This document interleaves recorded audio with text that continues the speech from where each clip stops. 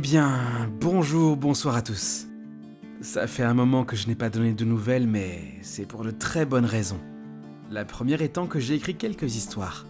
Et puis, il y a eu une baisse générale de forme, plus la baisse drastique des vues sur mes vidéos. Le tout enchaîné a fait que, jusqu'à maintenant, je n'ai pas trouvé le temps d'enregistrer de nouveau. Mais aujourd'hui, je vous retrouve avec une histoire inédite de Dryer Killer. Elle est l'une des 2 gagnantes du concours d'écriture que j'ai fait sur mon Discord. Alors, si vous êtes prêts, c'est parti.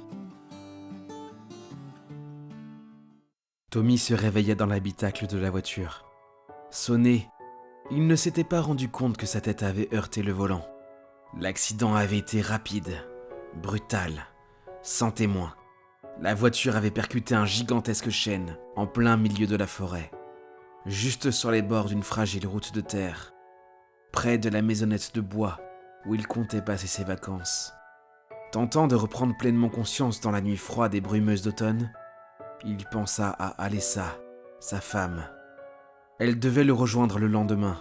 Il fallait d'abord qu'il nettoie et aménage le logis, qui avait dû bien se détériorer depuis l'année précédente. Au moment où ses pensées allaient et venaient, sa tête était comme anesthésiée. Il ne sentait plus la douleur dont il avait un mince souvenir. Il voyait juste dans le rétroviseur cette grosse bosse sur son front et le sang qui en coulait. Tommy se considéra comme un sacré miraculé. Et il se trouva con d'avoir eu cet accident, juste au moment d'arriver. Il ne savait même plus comment c'était arrivé. Doucement, il sortit du véhicule. Après s'être étiré, il constata qu'il n'avait pas de blessure sérieuse. Tommy se dirigea vers le capot encore fumant. Celui-ci était explosé. La carrosserie était comme chiffonnée. Avec une expression de stupeur, il tapota les poches de son pantalon à la recherche de son téléphone portable. Il voulait prévenir une dépanneuse. Il trouva enfin son cellulaire. Mais il constata avec déception qu'il ne percevait aucun signal. Le réseau était inexistant. Ce petit désagrément le mit en rage. Car jusqu'ici, le GPS avait fonctionné. Et merde, chuchota-t-il en colère. Ne sachant que faire, il prit le parti de se rendre à la cabane pour se reposer un peu. Le reste pouvait attendre la venue d'Alessa le lendemain. Tandis qu'il avançait vers la cabane qui était à 50 mètres, la brume se fit de plus en plus dense, plus humide aussi. Mais cela ne le perturba pas. C'était courant en pleine nuit, surtout en cette période automnale. Enfin, il avait atteint la cabane. Il s'approcha tandis que la brume commençait à l'aveugler. Il ne distinguait même plus la vieille porte de bois, encore moins la poignée. Le vent s'était levé aussi, plus cinglant, plus fort. Tommy laissa tomber le bras qu'il avait levé pour tâtonner à la recherche du bouton métallique. Alors que le vent ne faisait que s'amplifier et que la brume devenait plus opaque, presque solide, Tommy réfléchissait. Il avait peur, mais il ne savait pas pourquoi.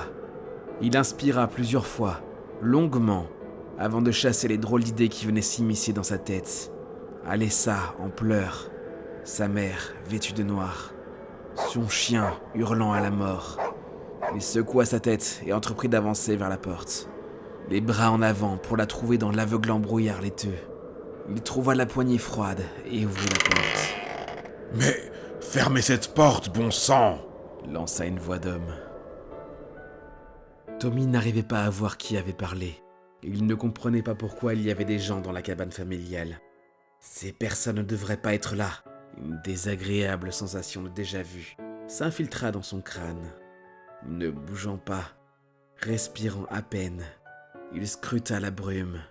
Mais rien d'autre que des vagues ondoyantes et glacées ne furent perceptibles. Même le brouhaha des gens, quelques instants plus tôt, semblait s'estomper doucement. Soudain, Tommy fut frappé d'une douleur au cœur. Il venait d'entendre des sanglots. Et, à travers eux, la douce voix d'Alessa. Mon Dieu, j'ai l'impression que Tommy va surgir d'une minute à l'autre. J'ai du mal à m'y faire. Tommy, pris de frénésie, le cœur gonflé de douleur par les plaintes de sa femme, chercha après elle en hurlant. « Alessa, je suis là, près de la porte !» Mais rien, comme pour confirmer ce qu'il redoutait en cet instant. Une voix masculine répondit à la jeune femme. Ma puce, ça fait 1 an. C'est normal que tu aies cette impression.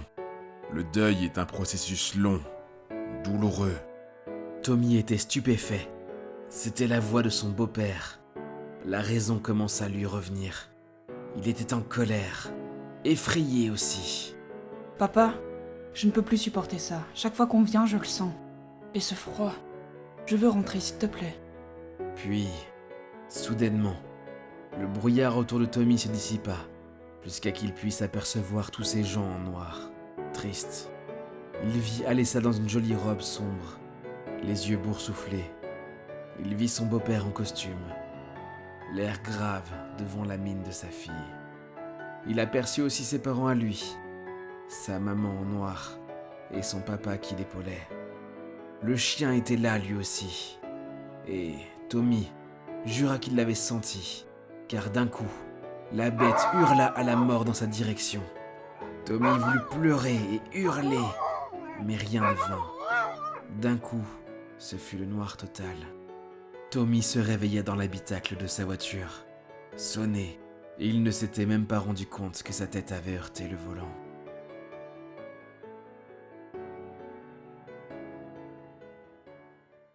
Ainsi se termine l'histoire de Tommy dans la brume. N'hésitez pas à me dire ce que vous en avez pensé en commentaire. J'en profite d'ailleurs pour signaler que Dreyer Killer est également autrice d'histoires horrifiques et qu'elle a publié un tout nouveau recueil de nouvelles. Je vous mets le lien pour le retrouver directement en commentaire épinglé. Et sans plus attendre, place à vos 3 mots du jour.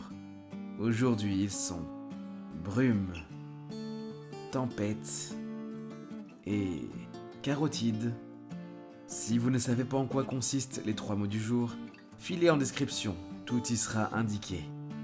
Sur ce, je vous dis à bientôt pour un autre étrange rendez-vous.